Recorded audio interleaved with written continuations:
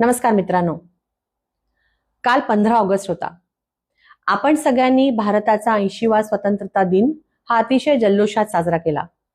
पण हा जल्लोष साजरा करत असताना मनात अनेक प्रश्न उभे राहत होते. आपला देश नेमका कुठल्या दिशेने जातोय? कुठली विचारसरणी कोणाला संरक्षण देण्याचा प्रयत्न करते? आणि हे सगळे प्रस्थापित राजकीय पक्ष हे एकमेकांना पूरक असं काम करतायत का, हा प्रश्नचिन्ह माझ्या मनात राहतोय. आपण जर बघितलं तर भारताला 1947 मध्ये स्वातंत्र्य हे मिळालं खरं, पण वंचित समूह असतील, शेतकरी, कष्टकरी, आदिवासी, दलित, महिला, युवक यांचे जे सगळे प्रश्न आहेत हे सगळ्याच राजकीय प्रस्थापित पक्षांनी दाबण्याचाच प्रयत्न केला, त्यांचा आवाज दाबण्याचाच प्रयत्न केला. आणि विशेषतः 2014 नंतर RSS BJPचं सत्ता जेव्हापासून केंद्रामध्ये आलेली आहे तेव्हापासून अनेक उदाहरणं ही आपल्या समोर आपल्याला दिसतात.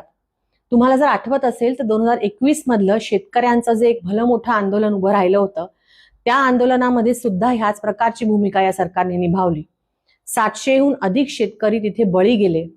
26 जानेवारी म्हणजे भारताच्या प्रजासत्ताक दिनानिमित्त जेव्हा हे शेतकरी लाल किल्ल्यापर्यंत पोहोचले तेव्हा त्यांच्यासोबत तिथे काय झालं हे सगळ्या देशाने बघितलं.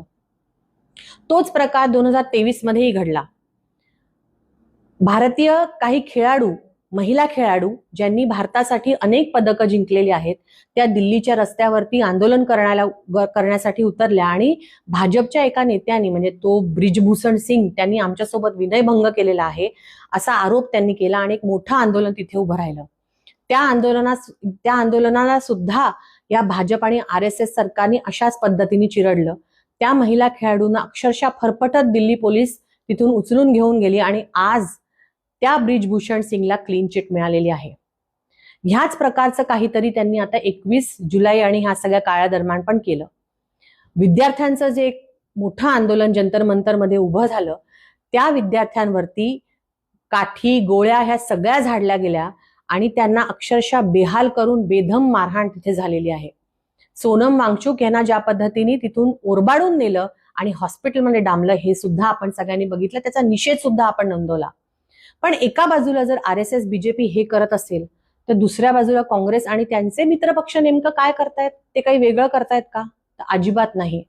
झारखंडमध्ये आज जे सुरू आहे हे सगळ्या देशांनी खरं तर बघितलं पाहिजे. त्याच्याबद्दल हे कोणी बोलत नाहीत, पण आपण सगळ्यांनी त्याची माहिती घेतली पाहिजे आणि त्याच्याबद्दल आपण बोललं पाहिजे. ज्या प्रकारे दिल्लीमध्ये आंदोलन उभं झालं, विद्यार्थ्यांचं आंदोलन उभं झालं, त्याच प्रकारचं एक आंदोलन झारखंडमध्ये सुद्धा उभं झालंय. आणि मोहतो हे जे त्यांचे विद्यार्थ्यांचे नेते तिथे आहेत, त्यांना झारखंड मुक्ती मोर्चा आणि काँग्रेसचं संयुक्त सरकार असलेल्या ह्या राज्यामध्ये कुठल्या प्रकारची वागणूक मिळाली, कशी मारहाण झाली, त्यांना सुद्धा कसं जबरदस्तीने उचलून नेलंय आणि हॉस्पिटलमध्ये डांबून ठेवलंय. एवढंच नाही तर काल 15 ऑगस्ट रोजी एका तिरंगा रॅलीमध्ये त्यांना तिथे सामील व्हायचं होतं, ते सुद्धा यांनी करू दिलेलं नाहीये. मग ह्या दोघांमध्ये काय फरक आहे? एका बाजूला RSS BJP आणि एका बाजूला काँग्रेस आणि त्यांचे मित्रपक्ष जर एकाच पद्धतीचा व्यवहार या सगळ्या आपल्याच लोकांवरती करत असेल तर ह्या दोघांमध्ये फरक काय आहे?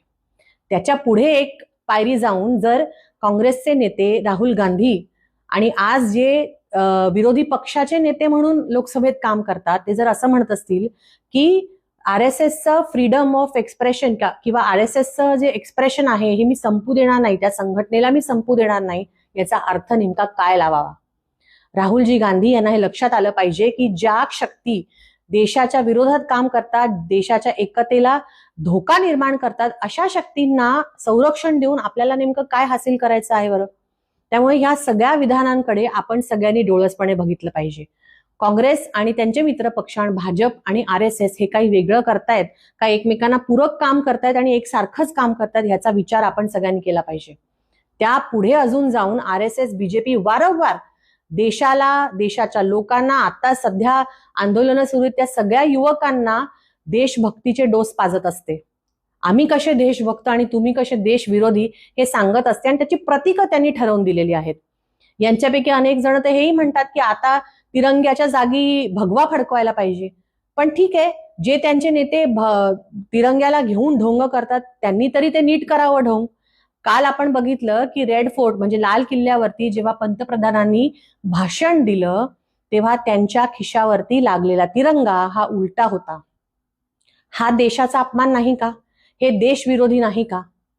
आणि हे चुकून झालंय का जाणून बुजून झालंय एवढं न कळण्यासाठी आपण कोणीही मूर्ख नाही. त्यामुळे ह्या सगळ्या गोष्टींकडे आपण सगळ्यांनी विचारपूर्वक बघितलं पाहिजे. आणि येणाऱ्या काळामध्ये मी वारंवार सांगते की ही लढाई आता अजून कठीण होणार आहे. कोण कोणासोबत आहे हेच समजत नाहीये. सातत्याने वंचित बहुजन आघाडीचे अध्यक्ष श्रद्धेय बाळासाहेब आंबेडकर हे सांगत आलेले आहेत की भाजप आणि काँग्रेस हे एकाच नाण्याच्या दोन बाजू आहेत. आणि राहुल गांधी जी विधानं करत आहेत किंवा RSS जे सगळं आता काम करते आहे भारतामध्ये, सगळ्या लोकांमध्ये, जातींमध्ये, धर्मांमध्ये द्वेष निर्माण करण्याचं काम, ह्याला संरक्षण देण्याची भाषा जर राहुल गांधी करत असतील तर हे अतिशय धोकादायक आहे असं मला वाटतं. त्यामुळे ह्या पुढच्या काळामध्ये आपण सगळ्यांनी डोळसपणे ह्या गोष्टींकडे बघितलं पाहिजे आणि कुठल्याही मोठ्या मोठ्या भाषणांना बळी न जाता, कुठल्याही मोठ्या मोठ्या घोषणांना बळी न जाता खरंच आपल्या आजूबाजूला, आपल्या सगळ्या माहोलमध्ये नेमकं काय घडतंय ह्याचा विचार करून, विश्लेषण करून आपण पुढची आपली राजकीय भूमिका ही ठरवली पाहिजे. ह्या देशामध्ये आज युवक एका वेगळ्या पद्धतीने जागा झालेला आहे. त्यांनी सुद्धा या सगळ्याकडे डोळसपणे विचारपूर्वक बघितलं पाहिजे आणि कोणाच्या मागे तुम्ही उभं राहताय ह्याचा सुद्धा विचार केला पाहिजे. धन्यवाद. जय भीम, जय शिवराय, जय संविधान. मित्रांनो, या होत्या उत्कर्षाताई रुपवते वंचित बहुजन आघाडीच्या. यावर मी उद्या एक स्पेशल व्हिडिओ बनवणार आहे. तुर्तास आपण हा व्हिडिओ ऐकला, तुर्तास आपल्या कॉमेंट, आपलं मत नक्की मांडा आणि त्याच्या आधारे मी उद्या काही बोलणार आहे. तुर्तास रामकृष्ण हरी. जय जगद्गुरू, जय शिवराय, जय भीम.